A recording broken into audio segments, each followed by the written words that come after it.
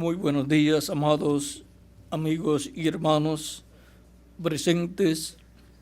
Es para mí un privilegio grande estar con ustedes en esta ocasión para compartir con ustedes unos momentos de compañerismo alrededor de la palabra de Dios y su programa correspondiente a este tiempo final.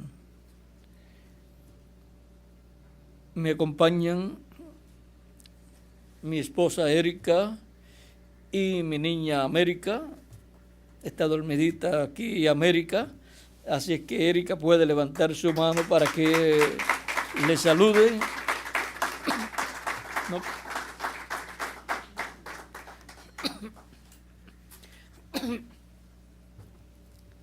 Ahí puede levantarse también.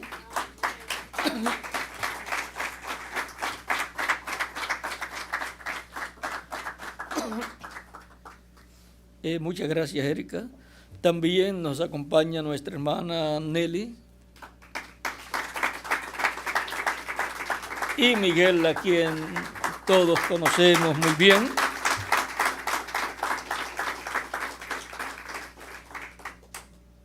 Y para mí, pues, es un privilegio estar viajando con Miguel, con Erika, América y Nelly en este recorrido por Norteamérica. Benji también, que lo tenemos aquí, por Norteamérica y por Centroamérica en esta ocasión.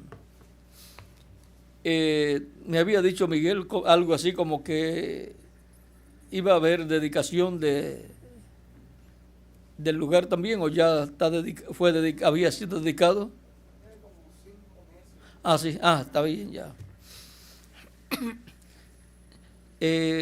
Para esta ocasión, para mí es de regocijo ver que se han abierto más lugares acá en Chicago y que Dios siga obrando y sigan abriéndose más lugares y sea recogido todo el trigo que hay acá en Chicago, y que Dios mantenga a los ministros en unión, en buen compañerismo, dándose la mano el uno al otro en la obra de Cristo, tanto aquí en Chicago como en los diferentes lugares, ciudades de Norteamérica y de la América Latina y el Caribe, y también de cualquier otro país o continente.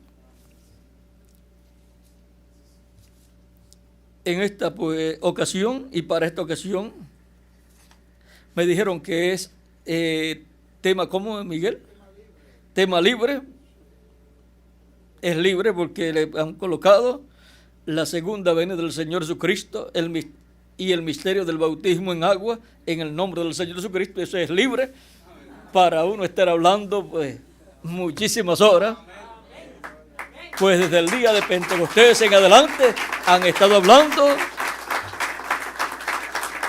acerca no solamente de la primera venida de Cristo, sino también anunciando la segunda venida de Cristo, y el mismo Jesús habló de su segunda venida. Y el Antiguo Testamento, los profetas del Antiguo Testamento hablaron de la primera venida de Cristo y también de la segunda venida de Cristo. ¿De cuál hablaron más, Miguel? De la segunda venida de Cristo, donde se completará todo el programa divino y obtendremos la inmortalidad física, y también obtendremos el cuerpo igual al cuerpo de nuestro amado Señor Jesucristo.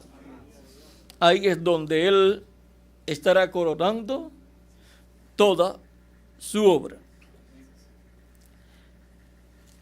El misterio de la segunda venida de Cristo es el misterio más grande de toda la Biblia. El misterio de la primera venida de Cristo es un misterio grande, pero ya fue abierto. Ese misterio, aunque todavía no se ha comprendido plenamente todo lo que sucedió en la primera venida de Cristo. Y cuando decimos todo lo que sucedió, me refiero a todo ante la presencia de Dios. Y ahora,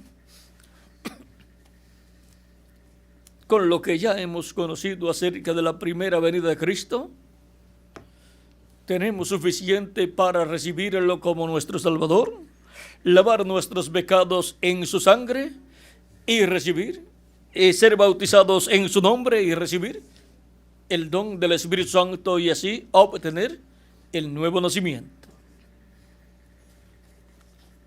Ahora queda el misterio de la segunda venida de Cristo para ser revelado en el día postrero. Y leemos las palabras del Evangelio según San Mateo, capítulo 24, versos 1 al 3, donde dice: cuando salió del templo y se iba, se acercaron sus discípulos para mostrarle los edificios del templo. Respondiendo él, Jesús, les dijo: ¿veis todo esto? De cierto os digo que no quedará aquí piedra sobre piedra que no sea derribada. Y estando él sentado en el monte de los olivos, los discípulos se le acercaron aparte, diciendo: dinos, ¿cuándo serán estas cosas? ¿Y qué señal habrá de tu venida y del fin del siglo? Que Dios bendiga nuestras almas con su palabra y nos permita entenderla. Pueden tomar asiento si tienen la bondad.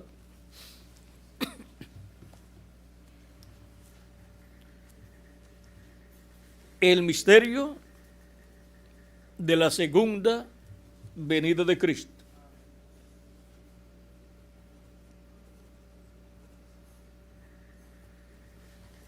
Ese es el misterio más grande de toda la Biblia. La primera venida de Cristo fue anunciada en tal forma, fue profetizada en tal forma que las personas podían saber dónde se cumpliría la primera venida de Cristo.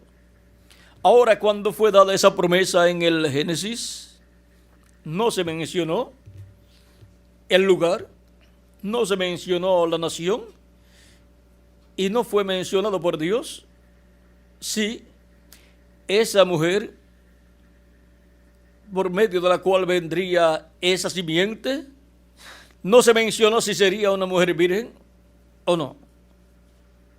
Pero ya por medio del profeta Isaías en el capítulo 7, verso 14, ya Dios dio más luz al pueblo y dijo que daría una señal. Eso sería pues una señal eterna. He aquí que la Virgen concebirá y dará a luz un hijo, y se llamará su nombre Emmanuel. Y Emmanuel significa Dios con nosotros. O sea que Dios vendría a la tierra a estar en medio de la raza humana como un ser humano. Y ese misterio de la venida de Dios en medio de la raza humana como un ser humano vendría por medio del nacimiento de ese cuerpo en el cual Dios viviría en medio de la raza humana. Y ese cuerpo nacería a través de una virgen. Dios crearía en el vientre de una virgen una célula de vida, una célula de sangre, la cual se multiplicaría célula sobre célula y así se formaría por creación divina el cuerpo en el cual Dios moraría en toda su plenitud, y entonces tendríamos así a Emmanuel, que es Dios con nosotros. el verbo que era con Dios y era Dios, el cual se hizo carne y habitó en medio de la raza humana como un hombre. Pues si Dios prometió que vendría, Dios, el ángel del pacto, que es Dios con su cuerpo teofánico, el verbo, si vendría a la tierra en medio de la raza humana, tenía que venir a la semejanza del hombre, porque Dios hizo al ser humano a su imagen y semejanza. Por lo tanto, si Dios viene, tiene que venir a la semejanza del hombre para así cumplirse su programa y llevar a cabo la obra de redención del ser humano. Cuando Moisés hirió la roca frente al Sinaí, ese lugar que estaba frente al Sinaí, donde Moisés hirió la roca, ese lugar era Refidín. Desde ese lugar se podía ver el monte Sinaí, no estaba tan lejos. En ese lugar el pueblo tuvo sed, no hubo agua por esos lugares, y el pueblo protestó en contra de Moisés y de Aarón, y pensaban que era mejor regresar a Egipto que permanecer con Moisés. O sea que vean ustedes, el pueblo hebreo salió en el Éxodo protestando. O sea que el primer pueblo protestante fue el pueblo hebreo, porque estuvo protestando hasta de Dios y hasta de Moisés, su profeta. Y ahora encontramos a Moisés sintiéndose sin las facilidades para suplir el agua al pueblo, sintiéndose él como nada para solucionar el problema del pueblo, porque ¿quién le puede suplir agua a 12 millones de personas llevándolas por el desierto? Si una ciudad de 1 millón o 2 millones de habitantes tiene problemas para suplir el agua, si no tiene buenos equipos, vean, allí no tenían sistemas de lagos, y si veían algún lago, era un espejismo. Se encontraban sin servicios de agua y sin servicios de luz eléctrica, y solamente Dios podía darle esos servicios. Y Moisés se encontraba allí, indefenso, un pueblo rebelándose en contra de él. Y Moisés clamó a Dios, porque Moisés se encontraba insuficiente para suplir las necesidades del pueblo. Pero por cuanto era el enviado de Dios para la liberación del pueblo y llevarlos a la tierra prometida, Dios estaba con él. Por lo tanto, las palabras bíblicas, Dios proveerá, hijo mío, como le dijo Abraham a Isaac, se cumplirían nuevamente para Moisés, como se cumplieron para Abraham, a quien Dios le proveyó un carnerito para el sacrificio. Y para la redención del ser humano, allí Abraham estaba dando testimonio que Dios proveería un animalito, un cordero, un carnero para el sacrificio por el pecado del ser humano para la redención del ser humano. Y ese carnero o cordero sería un hombre, el cual Dios proveería. Y ningún ser humano podía llevar a cabo la obra de redención. Por lo tanto, Dios se proveyó de un cuerpo humano y lo colocó en sacrificio para la redención del ser humano. Colocó sobre ese cuerpo todos los pecados del ser humano. Y por eso el juicio divino vino sobre un solo hombre, para que así el juicio divino no venga sobre los demás hombres que reconocen a Cristo como su sacrificio por el pecado de cada ser humano. Y cuando la persona recibe a Cristo como su Salvador, se materializa en la persona todo lo que Cristo hizo en favor del ser humano. Los pecados de la persona son quitados por la sangre de Cristo, porque la sangre de Cristo nos limpia de todo pecado y la persona queda libre de pecado. Y por lo tanto el juicio divino no puede venir sobre la persona, y ya la persona, el alma de la persona, no se puede perder, sino que vive eternamente, ha pasado de muerte a vida eterna. Y ahora, así como en Isaac, siendo ofrecido a Dios por Abraham para ser sacrificado, Dios ofreció a su hijo en sacrificio por todos nosotros.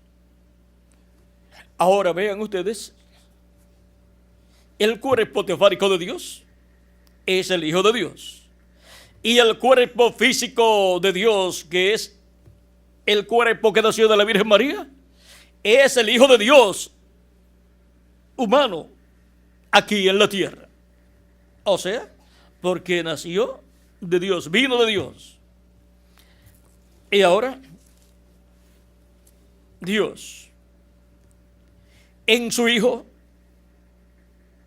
de la sexta dimensión, luego se crea un cuerpo de carne, y ahí, en ese cuerpo de carne está el ángel del pacto, el cuerpo teofánico de Dios, que es el Hijo de Dios en la sexta dimensión. Por eso Jesús decía antes que Abraham fuese, yo soy. Y ahora podemos ver por qué Dios es Padre, Hijo y Espíritu Santo. El mismo Dios. Vean ustedes cómo es Padre, Hijo y Espíritu Santo. El cuerpo, o Dios, en su cuerpo teofánico, es el Espíritu Santo, el ángel del pacto.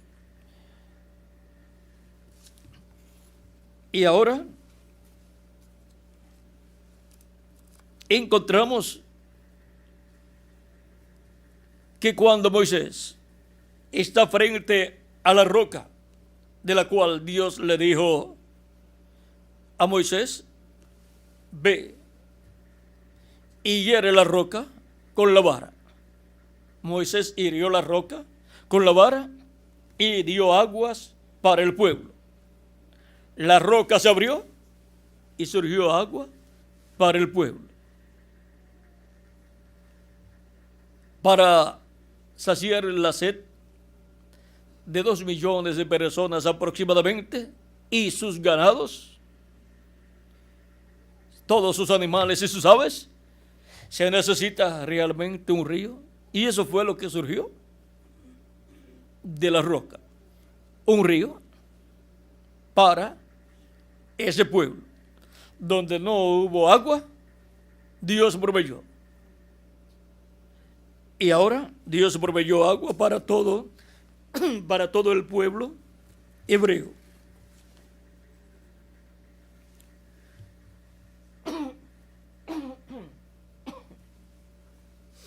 Disculpen que es que estoy en esa etapa de recuperación todavía de la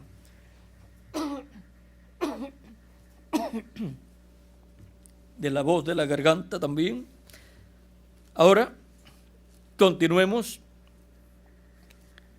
Aquella roca tipificaba, representaba a Cristo en su primera venida. Por eso es que Cristo en su primera venida estuvo ofreciéndole al pueblo agua que salta para vida eterna. A la mujer samaritana le habló de esa agua que salta para vida eterna en el capítulo 4. Para no leer mucho, después ustedes leen el resto. Desde el capítulo 1 al verso, desde el capítulo 4, verso 1 al 14, pero vamos a leer el verso 14 solamente, donde dice: mas el que bebiere del agua que yo le daré, no tendrá sed jamás, sino que el agua que yo le daré será en él una fuente de agua que salte para vida eterna. Miren cómo Cristo está hablando aquí del Espíritu Santo, porque esta agua que salta para vida eterna es el Espíritu Santo que Él daría a los creyentes en Él. Y ahora miren cómo un profeta, como Jesús hablando, no les dice a ellos, no les dice esta agua es el Espíritu Santo, sino que lo deja así. También en el capítulo 7 de San Juan, versos 37 al 39,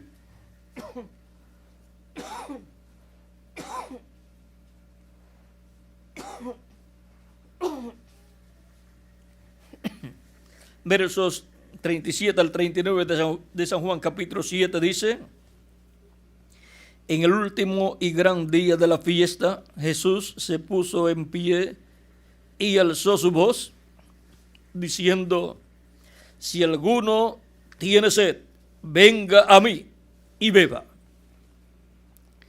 El que cree en mí, como dice la Escritura, de su interior correrán ríos de agua viva. Esto dijo del Espíritu que habían de recibir los que creyesen en él, pues aún no había venido el Espíritu Santo, porque Jesús no había sido aún glorificado. Y aquí no es Jesús el que dice que estos ríos de agua viva que correrán por su vientre son el Espíritu Santo, sino que aquí, ya en el Evangelio, San Juan explica que esos ríos de agua viva que correrán por el vientre de las personas, por el interior, es el Espíritu Santo.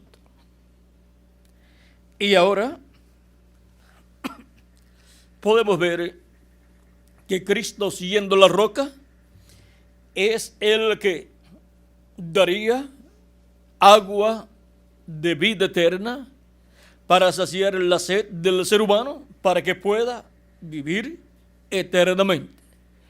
Un pueblo sin agua perece, pero vean ustedes, con agua puede vivir.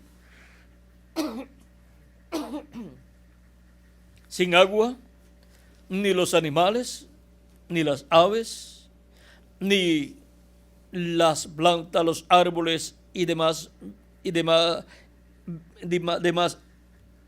demás árboles o plantas no pueden vivir. Y sin el Espíritu Santo, ninguna persona podrá vivir eternamente. Por eso Jesús decía al pueblo: el que no come mi carne y bebe mi sangre no tiene vida permaneciente en sí mismo. Y ahora, Cristo ofreciendo del agua de la vida eterna, pero el agua de la vida eterna estaba en él. Y el pueblo tenía necesidad de esa agua de vida eterna. Pero hasta que la roca Cristo no fuese herido en la cruz del Calvario, no podía salir agua de vida eterna para los seres humanos. Y cuando Cristo fue crucificado, murió, fue sepultado, resucitó y ascendió al cielo luego de 40 días ascendió al cielo, y luego, en el día número 50, desde el día de la resurrección de Cristo hasta el día de Pentecostés, el día número 50, que es el día de Pentecostés, vino el Espíritu Santo del cielo. Se abrió la fuente del agua de la vida eterna para todo ser humano, para que todo aquel que tenga sed venga a Cristo y reciba el Espíritu Santo, beba del agua de la vida gratuitamente. Y todo eso fue representado cuando Moisés hirió la roca y salió agua para todo el pueblo. Y el pueblo pudo continuar viviendo. Sin esa agua morirían los animales, las aves que llevaba el pueblo hebreo, y también morirían los niños, los jóvenes, los adultos y los ancianos. Estaban en una etapa de desesperación porque la vida se les podía escapar. Y ahora la humanidad ha estado en desesperación porque la vida eterna se les ha estado escapando, pero hay una fuente de agua de vida eterna. Por eso se requiere que la sangre de Cristo nos limpie de todo pecado y la vida de la sangre, que es el Espíritu Santo, venga a la creyente para que tenga vida eterna, para que sea pasado de muerte a vida eterna. Y ahora,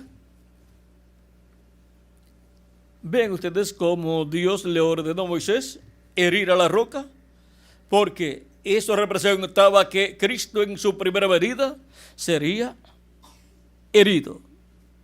Y todo para darle agua al pueblo, darle el agua del Espíritu Santo, el agua de vida eterna. Y ahora en otra ocasión se encontró el pueblo hebreo ya más cerca de la tierra prometida. Se encontraba a pocos días de la tierra prometida. Para llegar a la tierra prometida, se encontraba en Cades Barnea, y allí el pueblo hebreo tuvo sed nuevamente y se levantaron también en contra de Moisés. En toda la vida del profeta Moisés y su ministerio, se levantaron en contra de Moisés por 10 ocasiones y por consiguiente en contra de Dios. Y ahora, en esta ocasión, aparece la presencia de Dios y el pueblo tuvo temor. Y Dios le dice al pueblo, o le dice a Moisés, que vaya a la roca. Ya esta es otra roca, pero representa también a Cristo, pero aquí representa a Cristo en su segunda venida. Representa la segunda venida de Cristo. Y Dios le dice, ve y háblale a la roca. ¿Y por qué no le dice ve y hiera la roca? Porque Cristo la roca solamente sería herido en su primera venida. La vara representa el juicio divino ahí. Y el juicio divino solamente caería sobre Cristo el Mesías en su primera venida. ¿Y por qué y cómo sería esto? ¿Y por qué? Porque Cristo tomaría nuestros pecados en su primera venida y la paga del pecado es muerte. Y por cuanto en la primera venida de Cristo la humanidad llegaría al tiempo en el cual Dios le pediría cuentas al ser humano y juzgaría al ser humano y derramaría su juicio divino sobre el ser humano. Al tomar Cristo nuestros pecados, todos los pecados de los seres humanos fueron hallados en Cristo. Por lo tanto, cuando Dios juzgó al ser humano por sus pecados, lo juzgó en un hombre donde estaban todos los pecados de los seres humanos, porque Cristo tomó nuestros pecados. Y el juicio divino no vino sobre la raza humana, sino sobre un solo hombre, y eso salvó la raza humana. Por eso es que Jesús dijo: si el grano de trigo no cae en tierra y muere, él solo queda. Pero si cae en tierra y muere, mucho fruto lleva. O sea, muchos hijos e hijas de Dios iguales a nuestro amado Señor Jesucristo.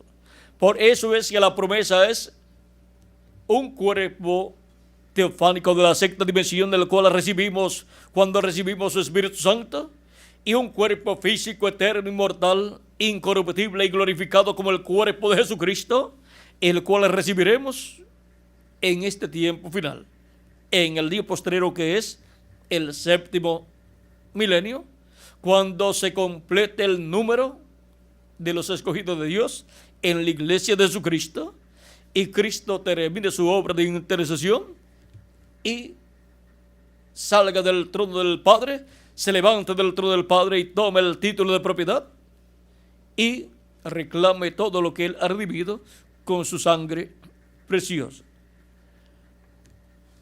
Ahora, la primera venida de Cristo tenía un propósito, y era tomar nuestros pecados para así redimir al ser humano y darle vida al ser humano, restaurar al ser humano a la vida eterna, lo cual se hace una realidad cuando la persona que recibe a Cristo como su Salvador lava sus pecados en la sangre de Cristo, es bautizado en el nombre del Señor Jesucristo en agua y recibe el Espíritu Santo. Cuando eso sucede en la vida de la persona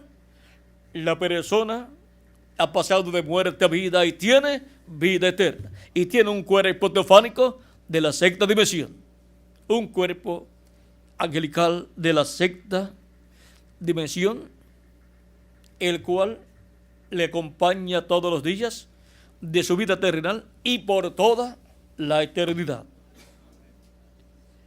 Ese es el ángel de Jehová que acampa en derredor de los que le temen y los defiende.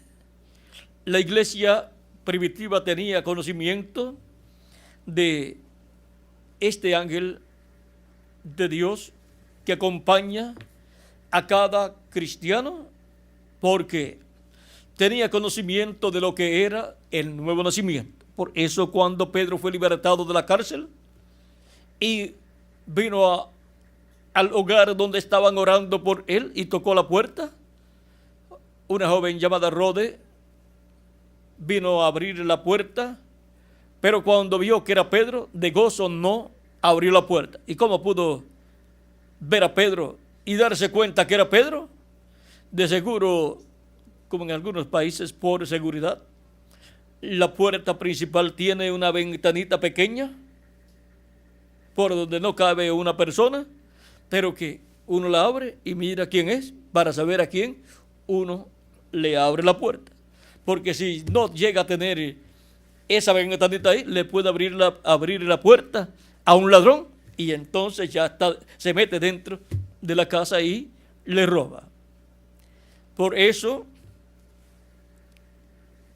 una puerta con una ventanita así es un instrumento de seguridad para los que están dentro, porque antes de abrir, ven a quién le van a abrir la puerta.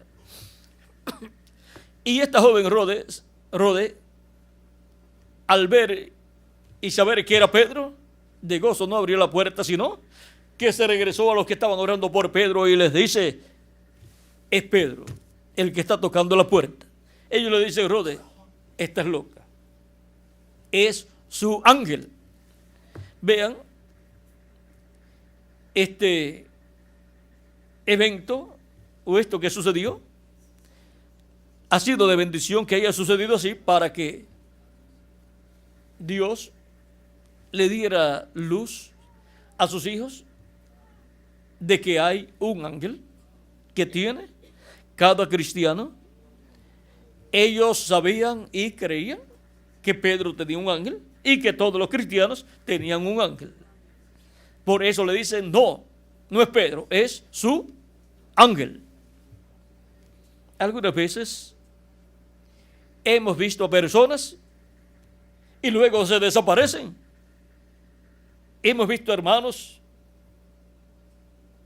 y luego se desaparecen. Y cuando sucede solamente podemos decir: era su ángel. Es su ángel a quien hemos visto, pero la persona en su cuerpo de carne no estaba ahí. Era su ángel. Y eso es el cuerpo teofánico que tiene cada hijo e hija de Dios. También podemos ver el cuerpo espiritual, que es el espíritu de cualquier persona, y lo veríamos como si fuera la misma persona, pero es de otra dimensión. Y si no es un creyente, pues lo que hemos visto es un cuerpo de la quinta dimensión. Un espíritu del mundo. Ahora, por medio de Cristo es que obtenemos el nuevo nacimiento y obtenemos un cuerpo teofánico de la sexta dimensión. Y luego en el día posterior recibiremos un cuerpo físico eterno, inmortal e incorruptible. Para lo cual se requiere la segunda roca en el cumplimiento de lo que aquella roca significó, representó en el programa divino en cuanto a la venida del Señor. Representando la segunda venida de Cristo, encontramos que aquella roca, representando la segunda venida de Cristo, le dará el agua del cuerpo físico eterno, inmortal, incorruptible y glorificado que Cristo ha prometido para todos los creyentes en Él, que habrán recibido el cuerpo teofánico de la sexta dimensión. Ahora Dios le dice a Moisés: háblale a la roca y la roca les dará agua para el pueblo. La roca dará agua para el pueblo. Moisés ya estaba cansado del pueblo, o por lo menos en ese momento se sintió cansado y hastiado del pueblo, cuando vinieron a él protestando, y Moisés pensó que lo podían hasta apedrear. Moisés pues estaba muy preocupado con el pueblo a tal grado que Moisés clamó a Dios. Ahora Dios le muestra la solución en Deuteronomio capítulo 8. Dios le dice a Moisés la causa por la cual el pueblo estaría pasando o pasó por todas esas etapas.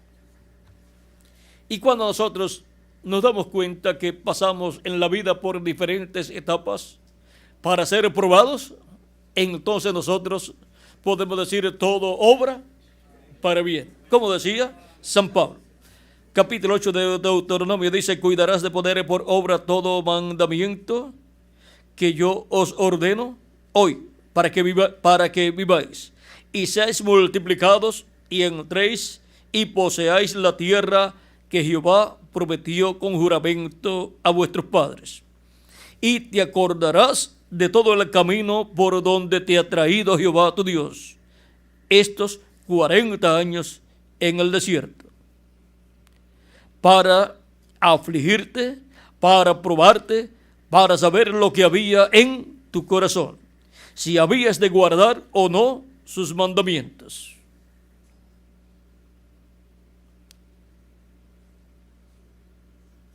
Aquí podemos ver que hubo un propósito por lo cual el pueblo pasó por todas esas etapas de aflicciones, y todo fue para ser probado el pueblo si había de servir a Dios o no, aún en las etapas de dificultades. Dice: y te afligió y te hizo tener hambre y te sustentó con maná, comida que no conocías tú, ni tus padres la habían conocido, para hacerte saber que no solamente de pan vivirá el hombre, mas de todo lo que sale de la boca de Jehová vivirá el hombre. Ahí podemos ver que hubo un propósito, y cuando el pueblo pasaba por esas etapas de aflicciones, entonces Dios se manifestaba y bendecía al pueblo, y ahí el pueblo veía la poderosa mano de Dios manifestada, y la gloria de Dios era manifestada, y el pueblo podía gozarse de que en los momentos difíciles de la vida del pueblo hebreo, Dios estaba con ellos y les proveía lo que ellos necesitaban. Ahora podemos ver el porqué de todas estas etapas por las cuales el pueblo hebreo pasó. El pueblo hebreo, por cuanto es tipo y figura de la iglesia de Jesucristo,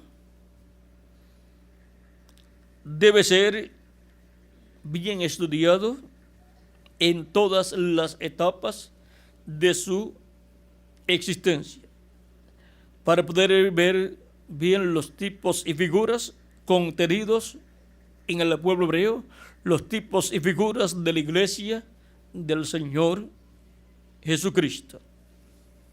Ahora vamos a ver este caso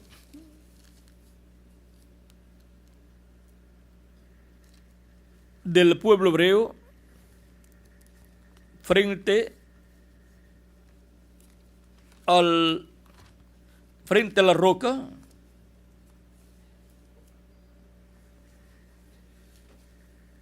en Números y en el Éxodo. Tenemos los casos. Vamos a ver si Miguel nos consigue por ahí.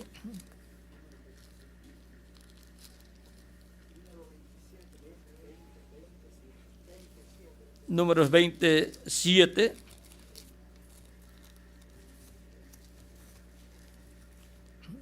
tenemos el caso de la segunda roca, 20, verso 7 en adelante dice,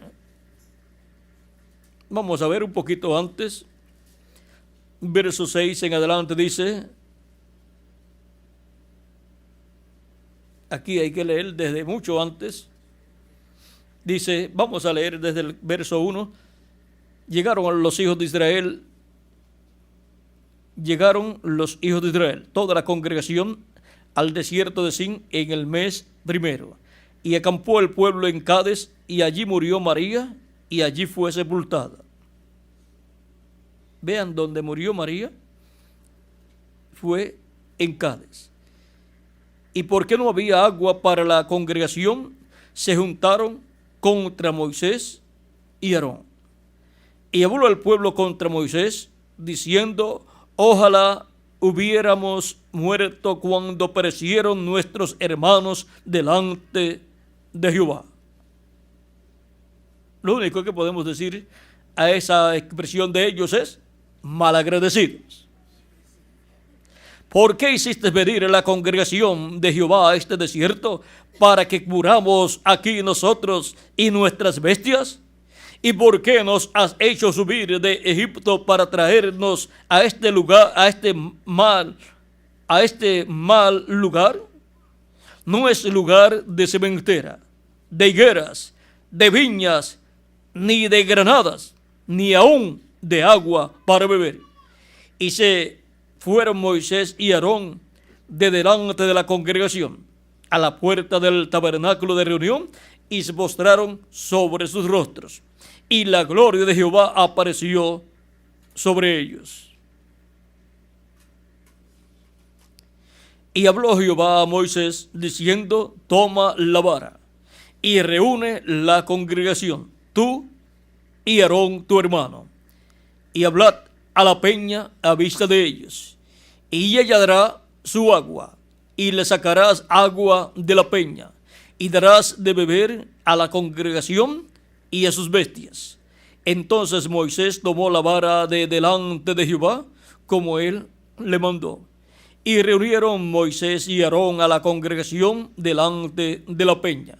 Y les dijo, oíd ahora, rebeldes, ¿os hemos de hacer salir aguas de esta peña? Entonces alzó Moisés su mano y golpeó la peña con su vara 2 veces. Y salieron muchas aguas, y bebió la congregación y sus bestias. Y Jehová dijo a Moisés y Aarón, por cuanto no creísteis en mí, para glorificarme delante de los hijos de Israel, por tanto no meterás esta congregación en la tierra que les he dado.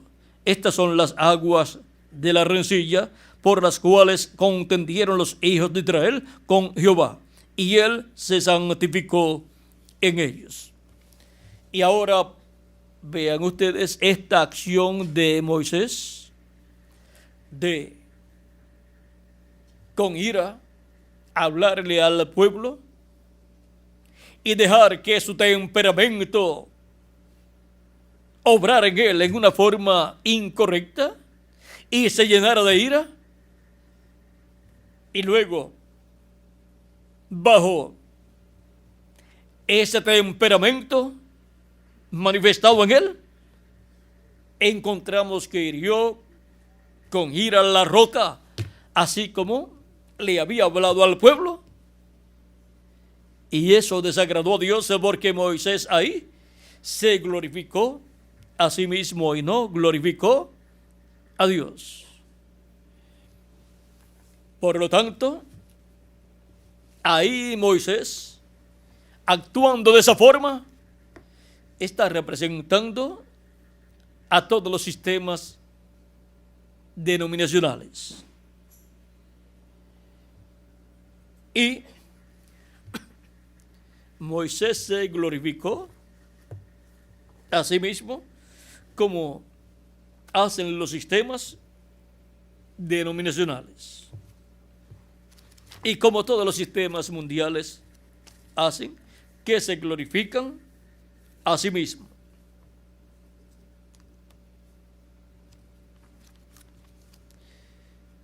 el reverendo William Branham nos habló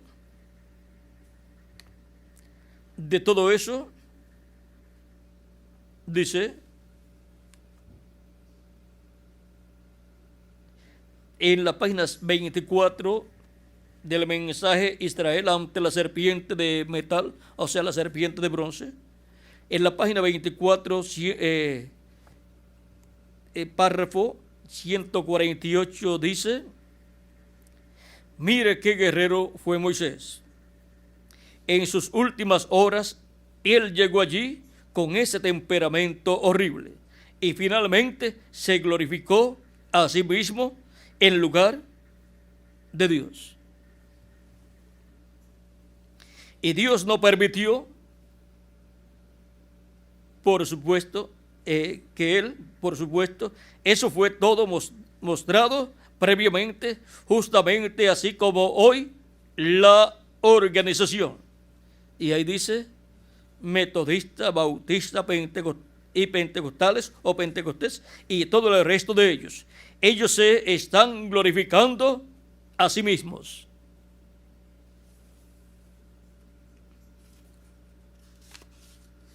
Y ahora, miren, la vida de Moisés corrió en un ciclo de 40 años. Él fue llamado a los 40 años y rehusado por sus hermanos. Fue al desierto y apacentó ovejas por 40 años. Cuando él tenía 80 años, él, o sea, Dios le envió hacia abajo para liberar a Israel y sacarlos de Egipto. Y cuando él llegó cerca de la tierra prometida, él tenía 120 años. O sea, 40 años más. 120 años de edad. Esos son 3 ciclos de 40 años. Él tenía la fuerza de un hombre joven y su vista nunca le falló. Eso es cierto. A los 120 años. O sea, nunca tuvo que usar lentes o espejuelos. Él tenía la vista bien clarita. Nunca se le oscureció. Oscurecerse la vista es cuando ya las personas están perdiendo su visión, pues ya van viendo más oscuro, no ven bien, y entonces comienzan a estirar el brazo para leer. ¿Por qué? Porque ya con la vista, con la parte de visión para leer, ya no ven bien, y entonces colocan las cosas retiradas para con la parte de la visión que es para ver de lejos, leer. Y ahora Moisés no tuvo problema ni en cuanto a su fuerza, su vigor, ni en cuanto a su vista, pero él cometió el error de llenarse de ira y dejar que su temperamento lo dominara en esa ocasión. Y eso le impidió entrar con el pueblo a la tierra prometida. Dice, pero cuando él se glorificó a sí mismo allí en lugar de Dios, en vez de glorificar a Dios, ante esa roca, cuando Dios le había dicho, ve, háblale a la roca, no le golpees, háblale. La roca había sido golpeada una vez solamente. La primera roca, la segunda, pues no tenía que ser golpeada, porque esa segunda roca representa la segunda venida de Cristo. Y ahora vean cómo allí Moisés rompió el tipo y figura para la segunda venida de Cristo. Vamos a continuar leyendo. Aquí dice, Moisés cogió, o sea, tomó todo su temperamento y corrió hacia allí y golpeó la roca. Eso no trajo agua, él la golpeó de nuevo. O sea, con el primer golpe no salió el agua y volvió y la golpeó. Y trajo agua y díjoles, ahora, oíd ahora rebeldes, ¿os hemos de hacer salir agua de esta peña? como eso trajo las aguas, porque Dios tuvo que escuchar a ese profeta, porque él estaba obligado a él con ese poder. ¿Ven? Trajo las aguas porque ese era el profeta mensajero de Dios para esa dispensación, y Dios estaba obligado, comprometido con ese profeta. Pero las consecuencias por hacerlo en la forma incorrecta las pagaría Moisés. Y esto rompió todo el programa de la Biblia de Dios. Porque la roca no sería herida por segunda vez. La roca no sería herida en su segunda venida. ¿Por qué? Vamos a leer ya con lo que hemos visto aquí, en lo que hemos leído. Vamos a ver cómo sucedió todo.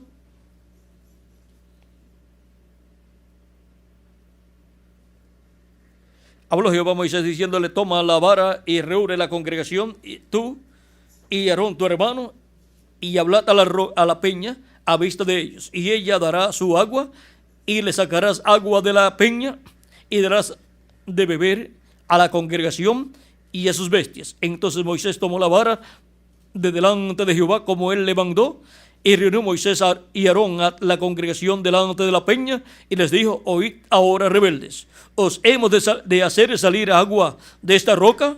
Entonces alzó Moisés su mano y golpeó la peña con su vara 2 veces, y salieron aguas, muchas aguas, y bebió la congregación y sus bestias.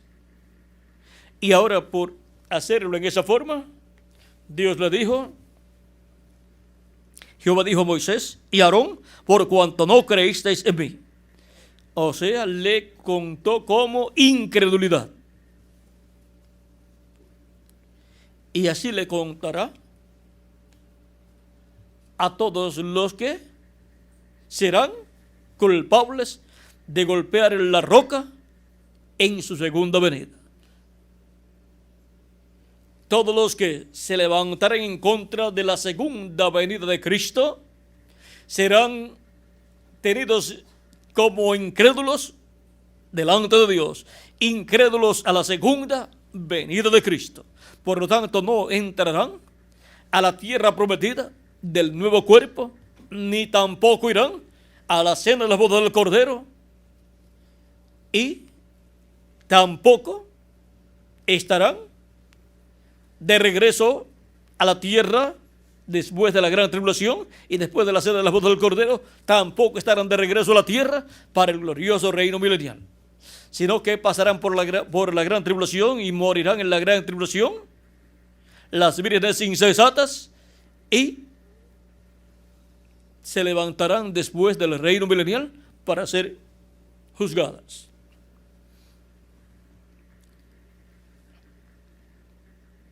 Por cuanto no creísteis en mí para glorificarme delante de los hijos de Israel.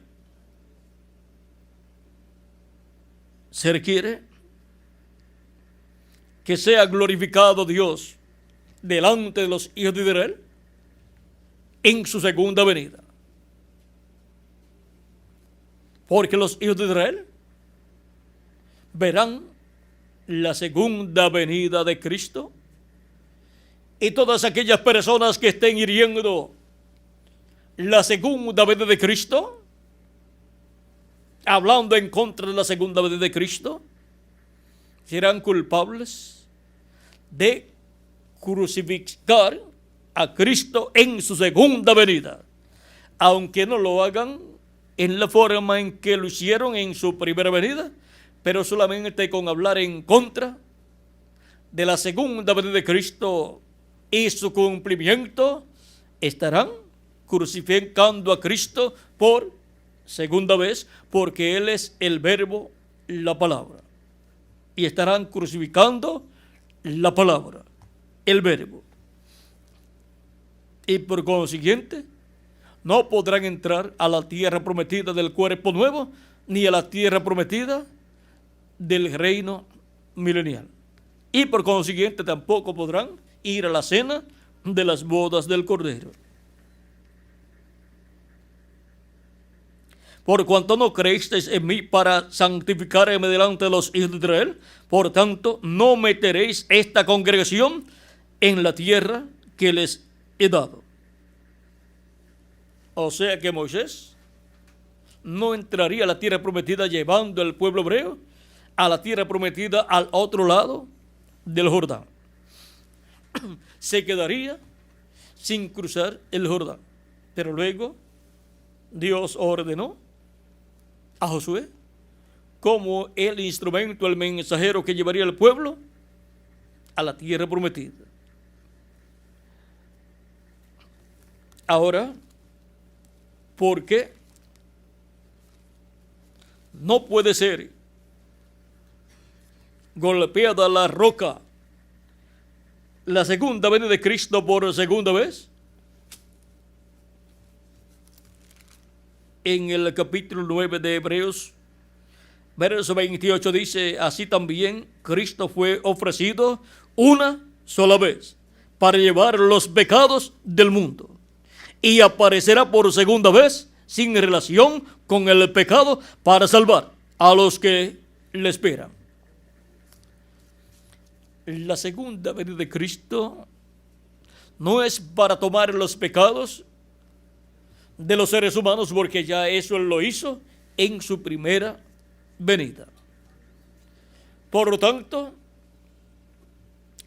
los pecados de los seres humanos fueron tomados por Cristo en su primera venida, y cuando la persona recibe a Cristo como su Salvador y es bautizado en su nombre y recibe el Espíritu Santo, los pecados de la persona desaparecen.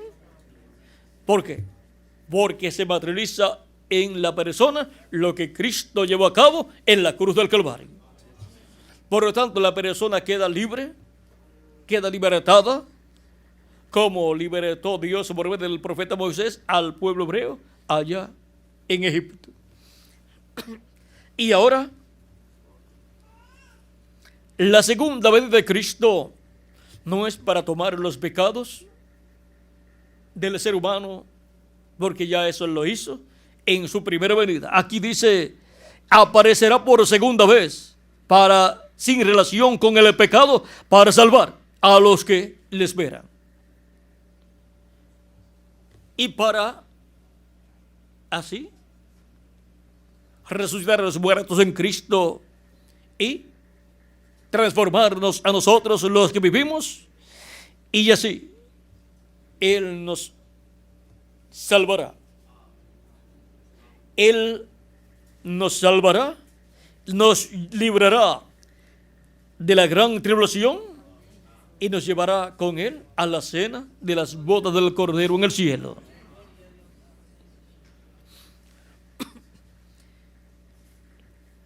Ahora hemos visto que la segunda venida de Cristo no es para ser crucificado por segunda vez, porque eso fue para la primera venida de Cristo, para llevar a cabo su obra de redención en la cruz del Calvario. Y ahora Él no viene para llevar a cabo esa obra, porque ya Él la hizo en su primera venida. Así es que cualquier persona que haga algo en contra de la segunda venida de Cristo y su cumplimiento, será culpado de una segunda crucifixión a Cristo. Y no es correcto que Cristo sea crucificado en su segunda venida. ¿Por qué? Porque Él no viene para tomar los pecados de los seres humanos. Por lo tanto, no habrá motivo para una segunda crucifixión. El motivo para la primera crucifixión fue que Él tomó los pecados del ser humano y el juicio divino tuvo que venir sobre él. Pero ahora, en su segunda venida, el juicio divino no tiene que venir sobre el Señor Jesucristo. Por lo tanto, el juicio divino vendrá sobre todos aquellos que serán hallados culpables de la segunda crucifixión de Cristo. Y sobre todos aquellos que no recibieron a Cristo como su Salvador. Por lo tanto, también serán hallados culpables de la primera crucifixión de Cristo, porque por los pecados del ser humano fue que Cristo fue crucificado. Y toda persona fue hallada culpable por la primera crucifixión de Cristo. Pero cuando lo recibimos como nuestro Salvador, nuestra culpa es quitada y nuestros pecados desaparecidos de nosotros. Ahora, la segunda crucifixión, una segunda crucifixión a Cristo, ya no en forma literal, sino al levantarse en contra de Cristo en su segunda venida y hablar mal en contra de su segunda venida y la obra que están haciendo, será contada esa acción como una segunda crucifixión. Y por cuanto no hay motivo, porque Él en su segunda venida no viene para tomar los pecados del ser humano. Si viniese para tomar los pecados del ser humano, había motivo para una segunda crucifixión. Pero por cuanto no viene para ese propósito, viene sin ninguna relación con el pecado. O sea que no viene para tomar nuestros pecados, porque ya eso lo hizo en su primera venida. No viene para tomar nuestros pecados. Viene sin ninguna relación con el pecado. No viene como Cordero de Dios para quitar el pecado del mundo, porque ya eso lo hizo en su primera venida. Él viene para salvar a los que le esperan. A los que temen mi nombre nacerá el sol de justicia y en sus alas traerá salvación. Viene para traer la resurrección de los muertos en Cristo y la transformación de nosotros los que vivimos. Esa es la salvación que Él trae en su segunda venida. Y ahora tiene que realizarse su obra de reclamo para poder obtener nuestra transformación, los que vivimos, y los muertos en Cristo, su resurrección. Y ahora vean ustedes el por qué Él en su segunda venida viene sin ninguna relación con el pecado, porque no viene como Cordero de Dios, ni viene como el macho cabrío de la expiación, porque como Cordero de Dios, Él viene relacionado con el pecado para quitar el pecado del mundo, pero Él viene en su segunda venida como el león de la tribu de Judá. Y en ningún sitio en la Biblia se sacrificó un león por el pecado del pueblo hebreo. ¿Ven ustedes? El león no está relacionado con el pecado para llevar los pecados del pueblo. Solamente el cordero y el macho cabrío están relacionados con el pecado. En el Antiguo Testamento, allá en el tabernáculo y luego en el templo que construyó el rey Salomón. En el orden del Antiguo Testamento, para la redención, para redimir a las personas, estaba en relación con el pecado, el cordero, el macho cabrío. Así ustedes pueden ver esos animalitos de sacrificios. Y ya todo ese orden fue cumplido por nuestro amado Señor Jesucristo. Por lo tanto, su segunda venida es como el león de la tribu de Judá para reclamar todo lo que Él ha redimido con su sangre preciosa. Y no puede tener ninguna relación con el pecado, con llevar a cabo un sacrificio en este tiempo final por el pecado de los seres humanos, porque ya eso lo hizo 2000 años atrás aproximadamente. O sea, unos 1967 años, Él llevó a cabo esa obra en la cruz del Calvario. Ahora podemos ver el por qué no tiene ninguna relación con el pecado, la segunda venida de Cristo. Y el por qué toda persona que hiera la roca por segunda vez tendrá por consecuencia el juicio divino sobre sí mismo. Le será contado como incredulidad a lo que Dios prometió y el cumplimiento de lo que Dios prometió. Por lo tanto, el pecado será sobre la persona.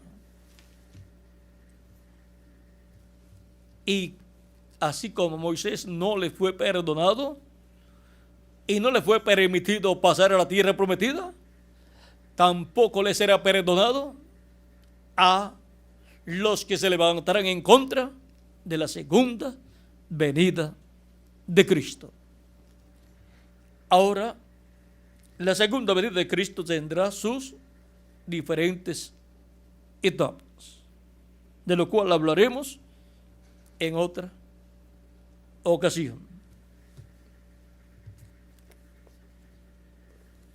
Y eso será en el tiempo final. Levantarse en contra de la segunda venida de Cristo y hablar en contra de la segunda venida de Cristo será blasfemia contra el Espíritu Santo. Y eso lo vamos a dejar quietecito ahí. Y en otra ocasión explicaremos desde qué etapa o en qué fase de la segunda venida de Cristo ya eso contará como blasfemia contra el Espíritu Santo. Y ahí lo dejaremos quietecito, todo eso, para que en otra ocasión Dios nos permita comprender ese misterio ahí. Y mientras tanto, seamos cuidadosos, porque la roca, que es Cristo en su segunda venida, nos dará el agua del nuevo cuerpo, así como en su primera venida nos ha dado el agua del cuerpo teofánico de la sexta dimensión. En su segunda venida nos dará el agua del cuerpo físico, eterno, inmortal, incorruptible y glorificado. Cristo en su primera venida nos ha dado el agua del bautismo del Espíritu Santo. Y en su segunda venida nos dará el agua del cuerpo nuevo y eterno que Él ha prometido. Esa es la doble porción. Una doble porción que Él ha prometido para nosotros. Y esa es la plenitud de Dios. Al tener el cuerpo teofánico y el cuerpo físico eterno y glorificado, ya entonces tendremos la doble porción. La primera porción, el cuerpo teofánico, y la segunda porción, el cuerpo físico eterno y glorificado. Bueno, hemos visto aquí estos dos temas que tenían aquí, la segunda venida de Cristo, y hemos visto también el bautismo en agua en el nombre del Señor Jesucristo. Hemos visto por qué se requiere que el ser humano cree en Cristo como su Salvador y sea bautizado en su nombre para recibir el don del Espíritu Santo, para recibir el agua del Espíritu Santo y obtener así el nuevo nacimiento. El misterio de la segunda venida del Señor Jesucristo ha sido el tema de esta ocasión. Y hemos visto acerca de este misterio lo que hasta aquí Dios nos ha permitido ver para así continuar creciendo en el conocimiento del misterio de la segunda venida de Cristo. Aquí podríamos hablar muchísimo, pero ya el tiempo se nos ha terminado. Ya yo creo que pasamos de las 10 de la mañana, ¿verdad, Miguel? Las 12:12 de la mañana, del mediodía ya. Así es que vamos a dejar aquí a nuestro hermano Bermúdez para continuar, porque si no tendríamos que seguir hablando acerca de Moisés y de que no debemos ser como Moisés en ese momento de ira que él tuvo, en donde hirió la roca 2 veces. Debemos ser como Moisés, cuando Moisés escuchaba la palabra de Dios y hacía conforme a la palabra de Dios.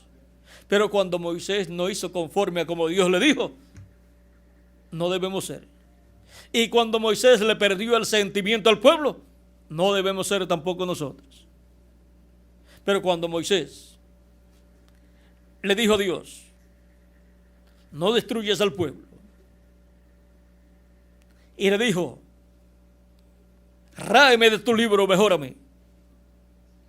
Así debemos ser nosotros. Eso es amor al pueblo.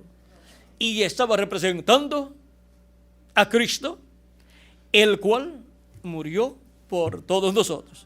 Pero en esta ocasión, cuando hirió la roca 2 veces, estaba representando a las denominaciones. Vean cómo en un hombre se pueden representar cosas buenas y cosas malas. Pueden representar a creyentes y pueden representar a incrédulos. Siendo un profeta dispensacional, vean ustedes todas las cosas que se representaron en Moisés. Ahora nosotros no criticamos a Moisés porque él fue el profeta de la dispensación de la ley, el cual estará tanto en el reino milenial como por toda la eternidad con Cristo. Un profeta de una edad pasa por diferentes etapas y algunas veces ni comprende lo que se está cumpliendo en él, y algunas veces no comprende los tipos y figuras que se están cumpliendo en él para luego ser cumplidos totalmente más adelante. Y por eso ustedes ven que los profetas han sido muy sufridos a través de toda la historia bíblica. Ellos algunas veces no comprendieron lo que estaba sucediendo en sus vidas. Algunos hasta trataron de no hablar más la palabra de Dios. Pero por cuanto fueron profetas enviados por Dios, ungidos con el Espíritu de Dios, ellos luego fueron y llevaron la palabra de Dios. Ahora podemos ver que los profetas de Dios vienen enviados de Dios, ungidos con el Espíritu de Dios. No son ungidos denominacionalmente, no los unge una denominación, sino que los unge Dios con su Espíritu Santo.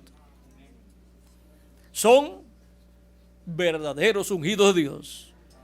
Cualquier otra unción no es la unción de Dios.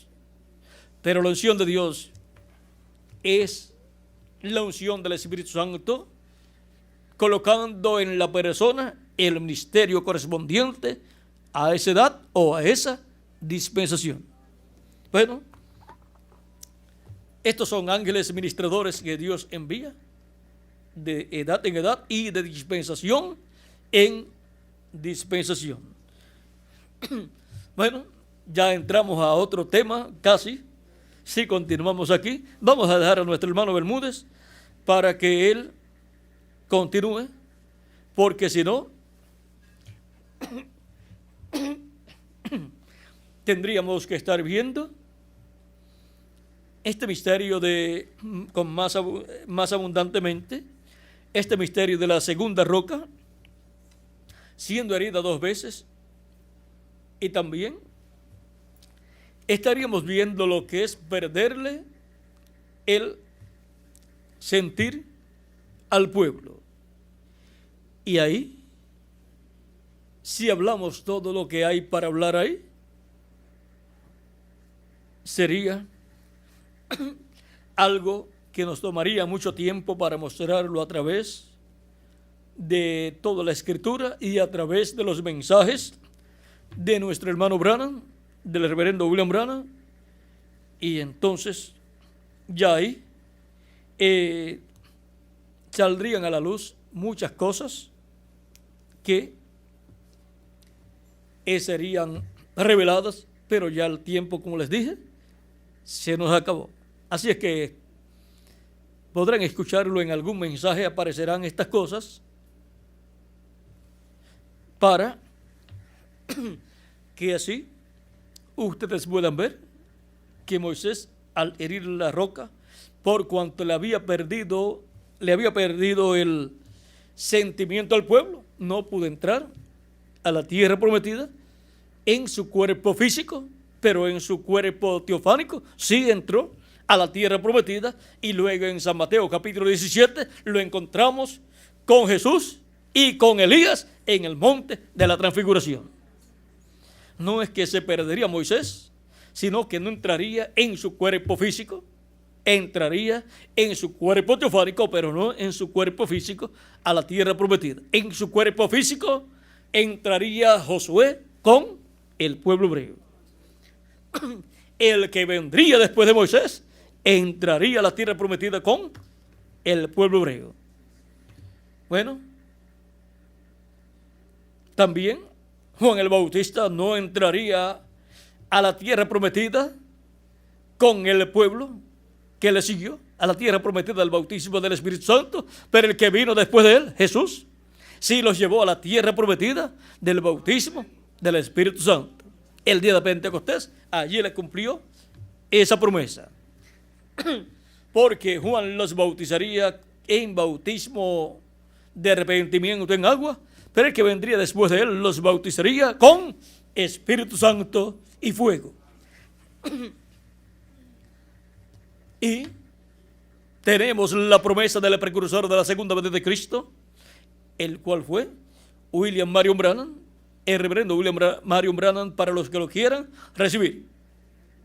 Y por eso lo encontramos que vino bautizando en el nombre del Señor Jesucristo para perdón de los pecados del pueblo, para así que el pueblo se arrepintiera de sus pecados y obtuviera el perdón de sus pecados y pudiera recibir el don del Espíritu Santo. Pero así como Juan el Bautista dijo: yo les bautizo en agua, pero el que viene después de mí les bautizará con Espíritu Santo y fuego. Y ahora el precursor vino bautizando en agua, y los que son bautizados en el nombre del Señor Jesucristo tienen la promesa de recibir el don del Espíritu Santo. Y luego, para el día postrero, en adición, los que estarán en la tierra y verán y seguirán a aquel al cual le ha preparado el camino, el precursor de la segunda venida de Cristo, los que verán el cumplimiento de la venida de aquel del cual habló el reverendo William Branham, esas personas recibirán la transformación de sus cuerpos.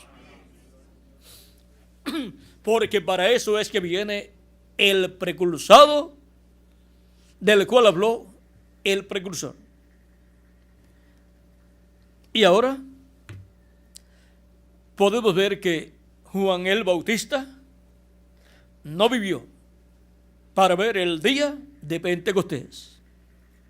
No vivió para estar presente el día en que los creyentes en el que vendría después de él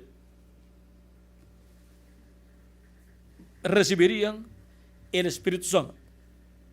No vivió para ver la venida del Espíritu Santo el día de Pentecostés. No vivió en su cuerpo de carne.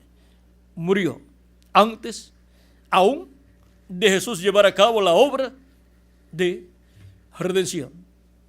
Y ahora el precursor de la segunda venida de Cristo partió en el 1965. Por lo tanto, no vería, estando en cuerpo de carne, no vería la obra de reclamo del Señor Jesucristo en su segunda venida. Y ahí vamos a dejarlo, porque tampoco él vería, estando en su cuerpo de carne, la resurrección de los muertos en Cristo y la transformación de nosotros los que vivimos. Él se levantará con los muertos en Cristo que han de resucitar. Así como Juan el Bautista se levantó con los santos del Antiguo Testamento cuando Cristo resucitó. Y cuando resucitaron todos ellos, Juan también resucitó. ¿Ven cómo corre paralelo el precursor de la primera venida de Cristo y el precursor de la segunda venida de Cristo? ¿Y cómo corre paralelo el precursado por Juan el Bautista y el precursado por el reverendo William Branham? Ahora podemos ver que algo grande ha estado pasando, lo cual está en la Escritura en tipos y figuras.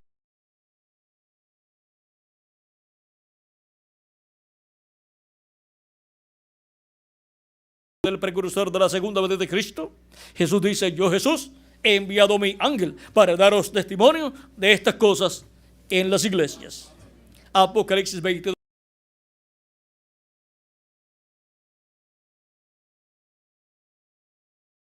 Verdaderas. Y el Señor, el Dios de los espíritus de los profetas, ha enviado su ángel para manifestar a sus siervos las cosas que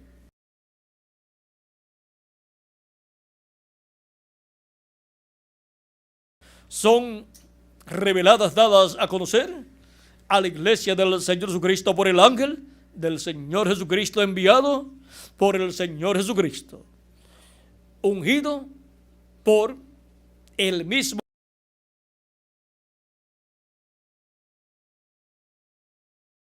mensajero, como ungió a cada ángel mensajero que él envió en edades pasadas. Bueno, todo esto gira alrededor de la segunda venida de Cristo para este tiempo final. Bueno, vamos ya a dejar a nuestro hermano Miguel. Miguel no se levanta, y mientras él no se levanta, él sabe que yo tengo que estar aquí hablando, así como yo hago. Cuando yo no aparezco aquí, él tiene que seguir aquí hablando, y colocan el cántico, y de vez en cuando él habla algo, y continúa el cántico hasta que yo aparezco por aquí, porque él sabe que no se debe mover de aquí, del púlpito, hasta que yo no llegue, y él sabe que yo no debo moverme de aquí hasta que él no llegue. Así es que él conoce eso, como también yo lo conozco, y por eso es que, así como yo lo tuve aquí a él bastante rato esperando, esperando por mí, ahora él me tiene bastante rato aquí esperando por él. Pero vamos, yo creo ya está bien con lo que hemos hablado en esta ocasión. Dios nos ha permitido ver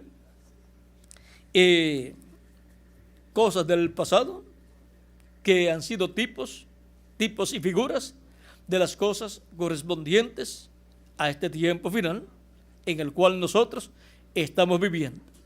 Y nosotros somos los que recibimos el beneficio del conocimiento de todas estas cosas que en otras edades y dispensaciones no podían ser comprendidas, pero ahora nosotros las podemos comprender, y hasta los niños las pueden comprender. Bueno, vamos a pedirle a Miguel ya pase por aquí mientras escuchamos el cántico que nos habla del hombre que nos transformó.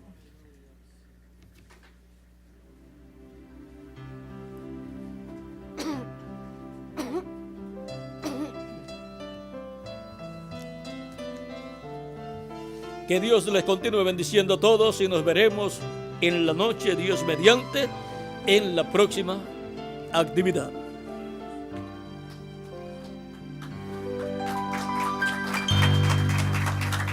Quiero cantar una linda canción de un hombre que me transformó.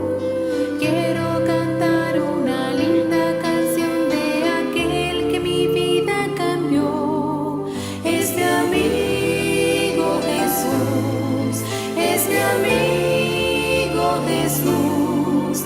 Él es Dios, Él es Rey, es amor y verdad. Solo en Él encontré esa paz que busqué. Solo en Él encontré la felicidad.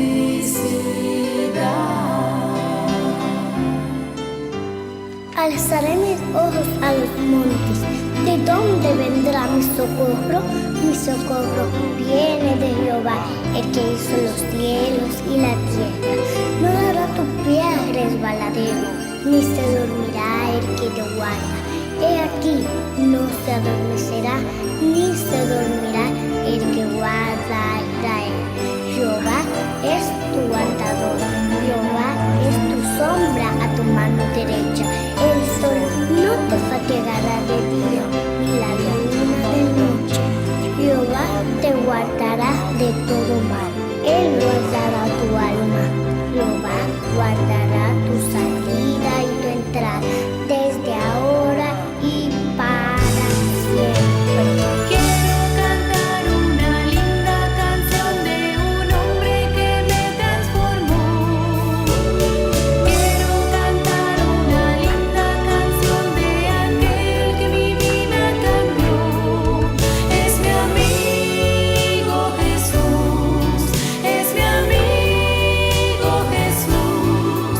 Él es Dios, Él es Rey, es amor y verdad. Solo en Él encontré esa paz que busqué. Solo en Él encontré la felicidad.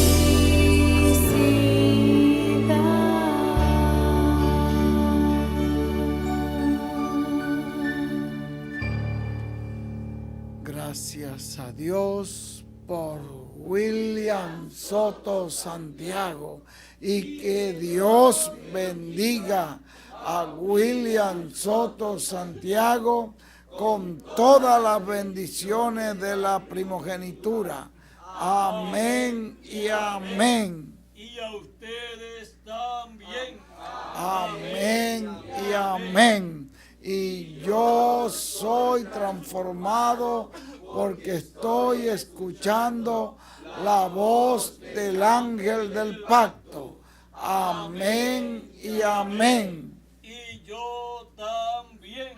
Amén y amén. Gracias a Dios. Queremos